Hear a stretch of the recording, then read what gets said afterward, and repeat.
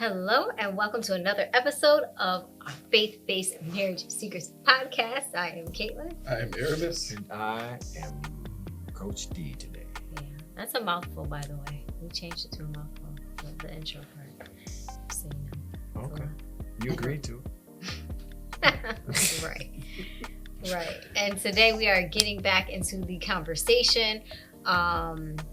If you did not see the part 1 and part 2, make sure you click on those links. Head to our page. We have those. Today we're getting into conquerorship. Yeah. Conquerorship. I think I made that word up. I don't know if that's a real word. It's not. It's not a find real out. word. It's a deism. It's a D. Right. So but we really want to deal with the idea that marriage depletes us. You know, marriage. It's a deism. Marriage is actually an asset and not a liability. Marriage becomes a very valuable asset from the kingdom's perspective. If you got a faith-based marriage, if you're doing it from a kingdom perspective, it's an asset. It's valuable. A wife is valuable to a husband. A husband is valuable to a wife. Oh yeah. Even the world recognizes that. You know that, right? To a degree. Well, I just mean from the standpoint of the amount of money that people who are married make versus people who are not married. Yes, I think it's like 10 times. What is this? I heard somebody put a figure on it. Yeah, percentage on it. It's almost 10, if not 10. Yeah, it's very close. But that kind of fits the biblical perspective because it talks about 1 being able to chase 1,000. Right. And 2 chasing 10,000. Yeah. Right? And how that math is unique. But we want to establish in the minds of the listeners that marriage should be viewed as an asset and not a liability. That marriage is a valuable asset that we need to learn to leverage so that we can increase in every facet or every compartment of our life. Right. I should be better psychologically because I'm a husband. I should be better emotionally because I'm a husband. I should be better spiritually because I'm a husband. I should be a better lover because I'm a husband. If there's anything that marriage does that makes it the ultra asset and be the most valuable compartment of my life, is that as a husband or as a wife, I get to stay in the state or the most powerful state that I can be in. And that's the state of loving. I get to constantly and consistently love. You know, there's folks out there that wish they can love a husband or wife, but they can't. We call that being unmarried. There's folks that's out there praying and believing God and, you know, going through whatever they go through because they wish they could be loving a husband or a wife right now. Well, that sounds like a self-imposed can't. A self-imposed can't? Yeah. What do you mean? So for anybody who thinks that they can't, that's just a result of their own limitation they put on themselves. No, I get that, but they can't what? Love. No. They can't love because they don't have nobody to love. Oh, okay. I didn't know you were saying that like that. That's why I said they're unmarried. Okay. They don't have nobody to love. Right. So the idea of being in a state of loving at the highest level because I'm a husband. Mm-hmm. I have a wife that I can love like that. Right. Where the man the husband that's unmarried, he can't. He can love, friends, family, God, but there's nothing like the actual expression of it. Right. Nothing like the actual idea of loving and coming together with your husband or your wife and conquering. And like I'm more of a conqueror. I'm more of a conqueror when I'm married. I'm more of an overcomer, right? When your capacity to overcome is combined with her capacity to overcome, that's called a force multiplier or multiplied effect to the force, right? That's valuable. That's valuable. God made marriage for the enhancement of Mr. and Mrs. Adam. And that's how we got to see it, man. Man, listen, man, I'm getting married. I'm about to become this powerful being now. I'm about to become a whole nother force because I'm bringing together all of the faculties and all of from the spiritual assets to the physical assets to the economic assets that we bring to the table. Now we can multiply that force and become all the more. and we can become conquerors together. We can become overcomers together. Like that's the mindset. And when we look at life and we see life, we got to see life as this playing field to where we're looking to overcome the entropy of life. Right. Everything from poverty to aging. Like we're supposed to stay young together. Yeah. I tell sisters all the time, listen, I ain't going past 25. You can go on past 30, 25 if you want to. Right. I ain't going past it. Right? We have to have that, like we can do that together. That makes us more capable and more able to do it together. Right? I think the scripture talks about man, oh my gosh. It says 2 is good. It's in Ecclesiastes. It says 2 is good because if one falls down, the other one, if one falls down, you have someone to help you up. Mm-hmm. It talks about when one is cold, you have someone there to warm you, right? That can be applied to the mechanism of marriage, right? Right? It's a sacred thing, but it's also a lucrative thing, and we have to see it as that. It's a mechanism of empowerment, and when we see marriage as this asset, as this value add, as something that I can leverage to fulfill the mandate. That's what it's about. It's the fulfillment of the mandate.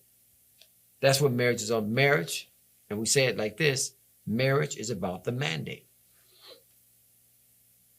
But if you don't know what the mandate is, then you get problems, right? Yeah. The whole purpose of oneness is that we can fulfill the mandate. So we want to deal with that. We're going to be talking about that.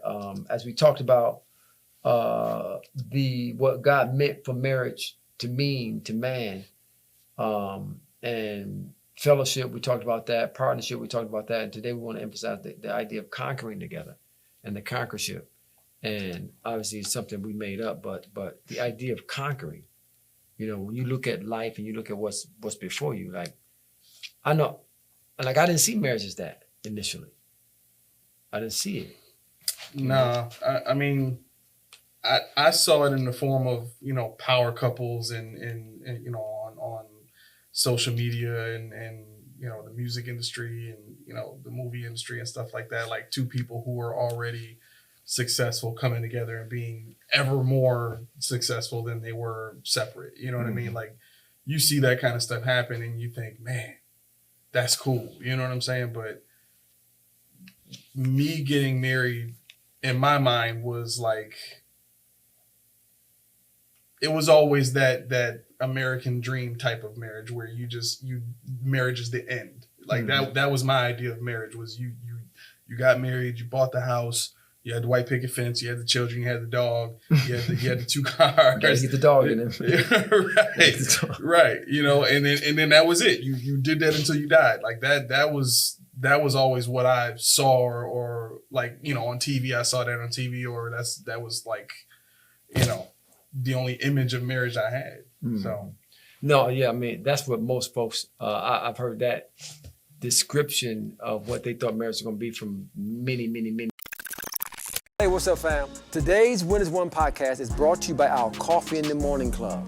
Listen, they say right now the divorce rate is anywhere between 58 and 62%, depending on the community or the culture you grew up in. But they say that rate is drastically reduced if you are a couple who finds a community of like-minded couples. We have a Coffee in the Morning Club marriage enrichment community of couples who are driven to have a faith-based marriage. This is a marriage that's based upon the principles that God ordained for marriage to be about. If you want your marriage to be drastically reduced from running into chaos, confusion, and trouble, you need to join this community. It's our Coffee in the Morning Club community that will enrich you and empower you and strengthen you to win and make marriage easy. Husbands and wives, but yeah, because that's the image that the divorce culture paints. Oh yeah, that's the good side of it. That's the good side of it. But the image that God creates is one of power. Mm-hmm. It's one of power. It's one of authority and influence. It's one of dominion. Yeah. Like man, like when we come together, we put our minds together. We put our feelings together. We put our desires together. We put our giftings together. We put our anointings together. We put our grace together. We put all that stuff together, right? That changes things like that. It makes a difference in everything that we do. Oh, yeah. When we think like that. Like, but if we don't hear it, if people don't teach it, like that's what it's about. 100%. I think, hearing you say that, it kind of brings up the thought in my mind, from a natural and a spiritual perspective, we see what you're talking about as far as how marriage multiplies, wealth and power and dominion and authority and all that kind of stuff from a marriage out standpoint, right? But thinking about it now, there's a level of empowerment that goes with understanding how marriage does that from marriage inside, right? And what I mean by that is there's a lot of stuff that I've learned through the things that we've been talking about and me learning about, the mechanism of marriage and the definition of marriage, identifying as a lover and all that kind of stuff that has built up a level of authority and power and dominion within me to work things out in my marriage, to work things out in my communication, to work things out in my sex life, to work things out. You know what I mean? Like all of what's entailed in marriage brings a level of focus and definition and purpose and power to my role as a husband, but all within the vehicle or the function of what marriage is designed to do, which is to bring us into oneness, right? But it takes a power to do that, and like marriage is the key to that power. Like it unlocks it. You know what I mean? Like you can't, unless you understand all of these things, you can't activate that within your own marriage. Right. And if you can't activate that within your own marriage, you're going to be limited in how you can activate that outside of your marriage. Right. I like what you said. You said unless you understand that. Right. That's the key, because obviously we've been talking about that, but most folks go into the mechanism of marriage without understanding that it's a mechanism. Yeah. They don't, and again, it goes back to us not being in the right culture or being in the right circles to where there's a level of information being offered that brings me to that awareness, right? That marriage is this mechanism of power, of empowerment, and if done the way God intended for it to be done, it strengthens, it builds, it encourages, it multiplies, it empowers, it enhances, it pushes you. Ecclesiastes chapter 4 verse 9 says 2 are better than one. Right? It's 2 are better than one, and the idea behind that is 2 becoming one. It says because they have a good reward for their labor. 2 are better than one. The idea is when you get a husband and a wife come together, the 2 become one. Right. But the oneness, like there's still that individualism that applies. You're still your own person with your own mind, with your own volition. She's still her own person with her own mind, with her own volition. But when we come together as one and we work together and we see each other as the heirs together and we build together and we plan together and we look to the future together and we work toward fulfilling or finishing whatever the goal is, there's a good reward for the work that you put in. Right. Unfortunately, that's not the way most folks see it. No. Right? They don't hear it. They don't get it spoken to them. None of that. And unless we do that, Caitlin, from a wife's perspective, going into the idea of this power source, like what does it mean from a wife's perspective, to go into that mindset of a real mechanism.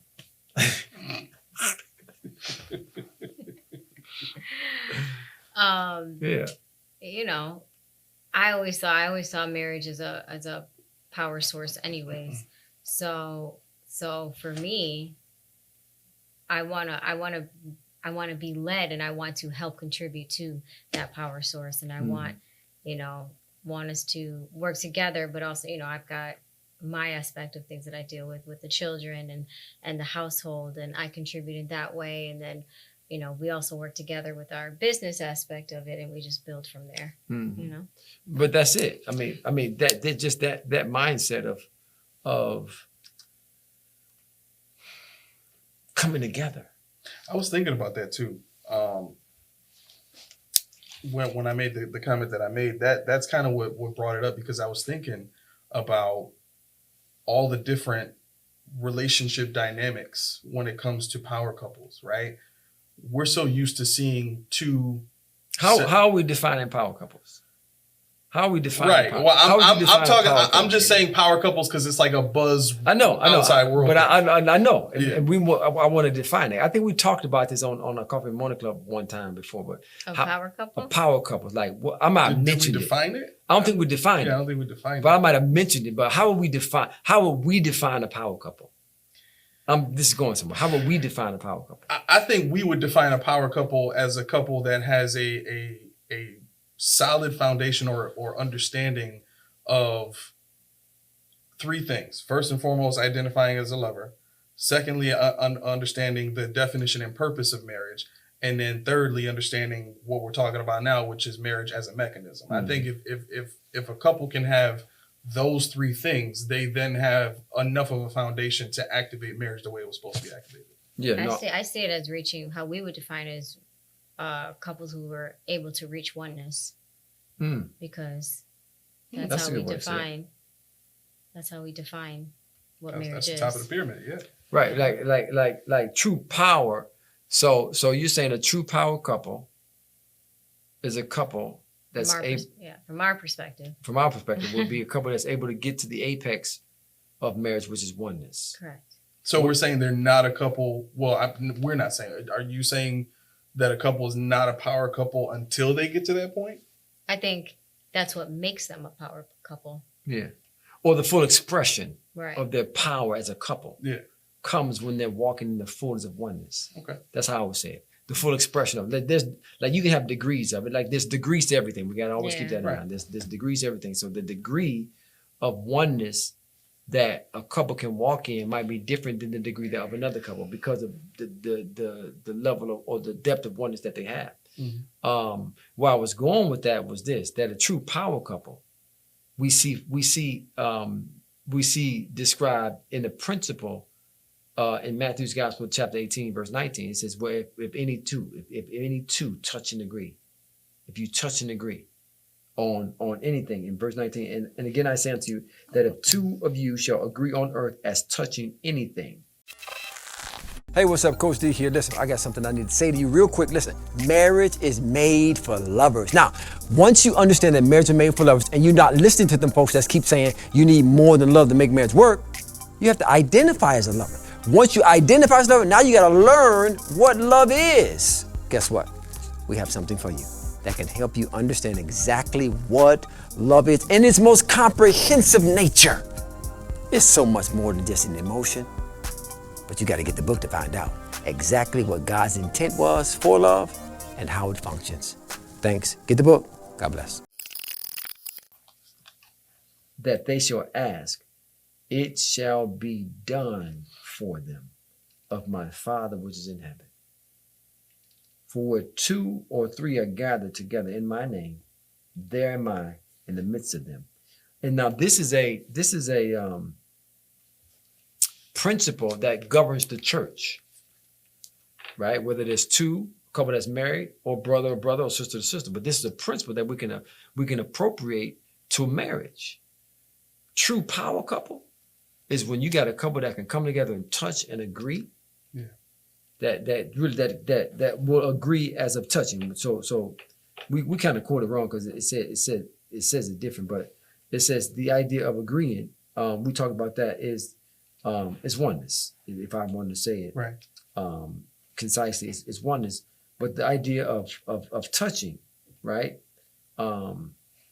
goes a little deeper, because the idea of touching is to be bound together in a thing. Mm. It's to be bound together in an idea. It's to be bound together in a methodology. It's to be bound together. There's no like the depth of that. You hear people like I've had people I had to stop in the tracks, really. Hey, bro, man, I want you to touch an agreement. Wait. What we agreeing on? Right. What we touching on? Because it's got to be in the right context. It's got to be in the will of God.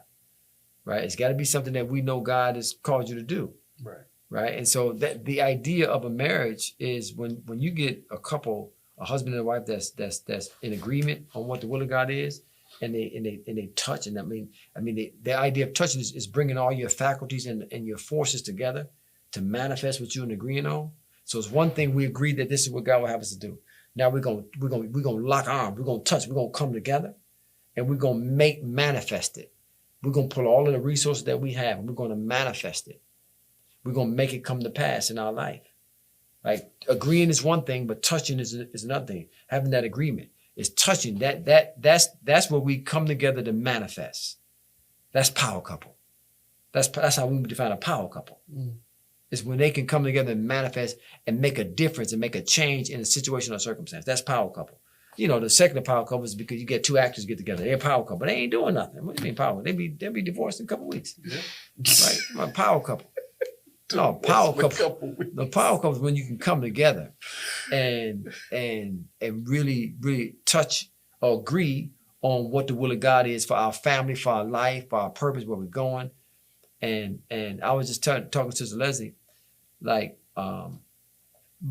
one of the purposes that I know God has called me to is to establish an institution of learning so that the body of Christ can come and understand how to live by faith. She married into that.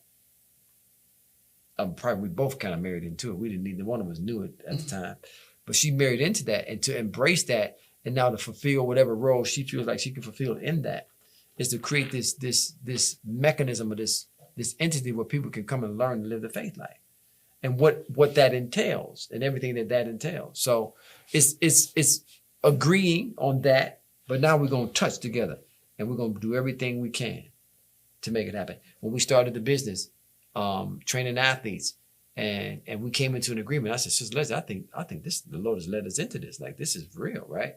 So we came into an agreement. Okay, well, let's do it. Now we agreed on that. Now the touch came in. Okay, Sister Leslie, I need you to do this and do this. Or how can we make this work? Well, I can do this. I can go get this. And she started coming up with all her different ways that she can come up and start doing stuff, right? This is not a mystical, magical principle. This is very practical and very operable when you understand what it means. We agree. We believe in the same things. We're thinking the same things, right? We're speaking the same things. We're desiring the same things. Now we're touching. Right.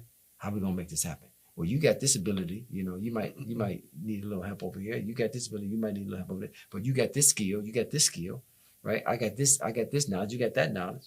I got this friend. Like, you got that. Let's bring all that stuff together and let's make it come to pass. Right? When we agree as touching, that's what it's talking about. That's power. Yeah. That's power couple. It could in that very same thing is applied to every compartment of your life, from the business to raising the children to buying a car to building a house to running a business, whatever it is, right? Two is better than one when they come into this thing of oneness, because the reward is great. Marriage, we have to see it as this asset. We have to see it as this asset. And I don't know if I'm gonna have enough time to go into it, but the asset of marriage is designed for the mandate to be fulfilled.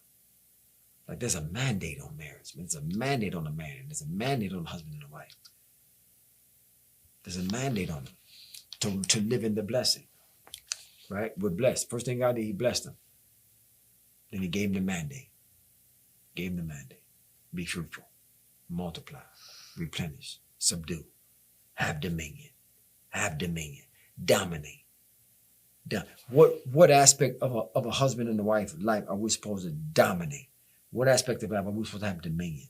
Where is it that we're supposed to root ourselves and make a difference in the community or the society that we live? Like where is it? Like, where is it? Like, we're supposed to have dominion over something. We got to discover what that is. That's the power of the mechanism, is to fulfill that mandate, right? And we can break each one of them down. What it's talking about, most folks' idea of that mandate is to have children. Well, I mean, that's a part of it, not a major part of it. But when you're talking about being fruitful, you're talking about just take that one alone. We could spend an hour on that one alone. Just like be fruitful. Well, if we're going to really talk about it, we got to go back to the first thing he told us. He blessed them. He put the blessing upon them, which is a force, a mechanism for them to be able to fulfill the mandate, right? The blessing of the Lord, it maketh rich, and it addeth no sorrow. So it's the blessing. Now, I'm gonna put this thing on you now. It's gonna help you deal with the sorrow and the agony and the anguish and the stress and the frustration and all that stuff you're gonna have to encounter out here in the field. You got to deal with that in the garden, but when you go to the field, you're gonna have to deal with some of it. He said, be fruitful, right? The idea of being fruitful is to allow the God likeness or the image and likeness of God to come forth. That's the first aspect of it. It ain't about having children first, right? It's about allowing the fruit of being created in the image or having remember, when you think image, think identity. Think image, when you think image, think identity and authority. So be fruitful in the image and the authority that I've given you. Man, when you got a husband that understands that and a wife that understands that, that's power couple. Yeah. Right? The identity of the Son of God, the identity of a husband, the identity of a wife. Like when you identify as that, when you understand the identity that's built in it, having dominion, that's the first area of fruitfulness we're supposed to bring forth. Well, what's the first aspect of fruitfulness that we see demonstrated by? Hey, what's up, fam? I want to thank you first of all for watching our podcast. Now, secondly, I want to give you some information that is very important. I was recently talking to a couple, and as we were assessing their marital situation, they came to the conclusion that the problem that they were dealing with was because they hadn't laid the proper foundation to build the marriage that they wanted to build. I said, that's exactly right, and I have a solution for you. We put together a marriage mastery curriculum that establishes a foundation that will enable you to build the marriage you desire. We talk about things as far as your identity as a lover. We talk about how to build a culture of love. We talk about heroic husbandry. We talk about wondrous wifery. We talk about edifying communication. We talk about grace-filled communication. We cover so much in this curriculum that it's going to put you on the path to be marriage masters. Now, what I need you to do is click the link in the description. This is going to give you some more insight in just how you can enroll right now into our course. If you are newlywed, if you just engaged, if you recently married, this is a great course for you. You need to check it out. We got a great price for you. We got a payment plan that you can enroll in. So go now, click the link below and get more information.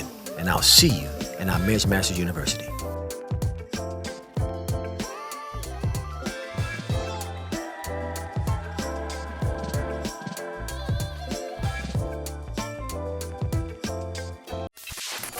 God was his creative ability.